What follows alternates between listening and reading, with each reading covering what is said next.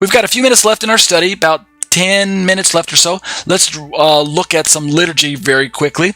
We're working our way through the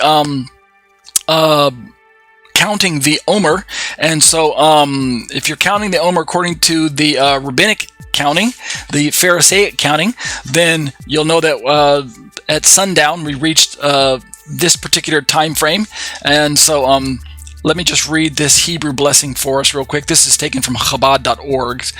You can see there's some Hebrew over here on the left, some English right there, and some Hebrew there as well, if you can follow along with all of that.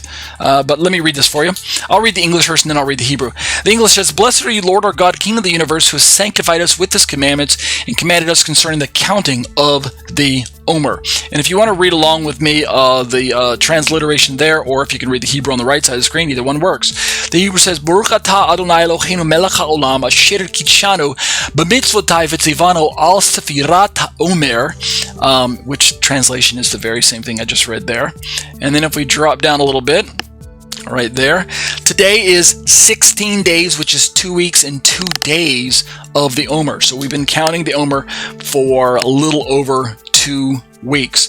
The Hebrew over on the right side of the page says, "Hayom Shisha Asar Yom Shehem Shnei Shavuot Ushnei Yamim La Omer."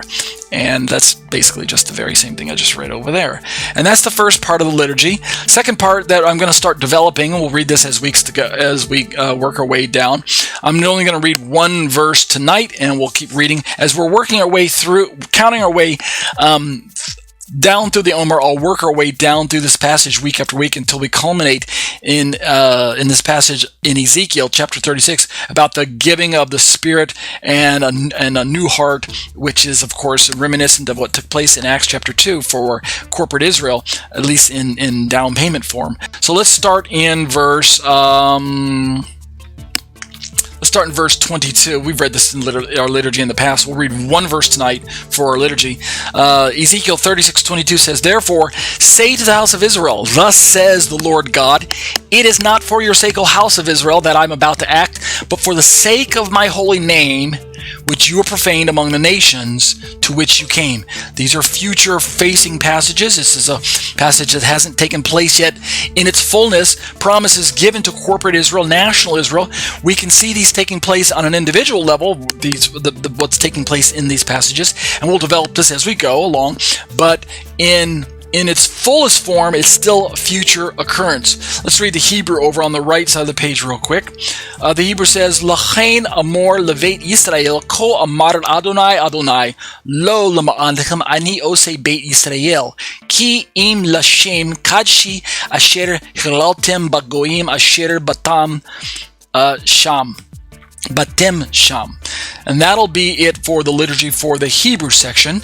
Let's turn quickly over to the book of Romans chapter 14 and start reading some of our liturgy from this section of our book as well. As I mentioned, we already read the English, the ESV version. Let's read some of the Greek. I'll just read just 3 verses tonight, and we'll read some more later on. Starting over on this side of the page, the right side in the Greek, Romans 14 verse 1 says, "Tan de astununta te piste praslambanes me eis dia Christes dia legismon." Verse 2 right there says, "Has min pistue fagin panta ha de astunun lakana estie."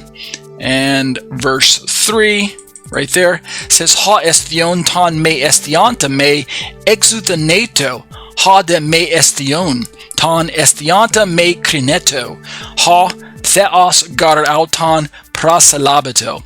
And that'll do it for our liturgy for tonight.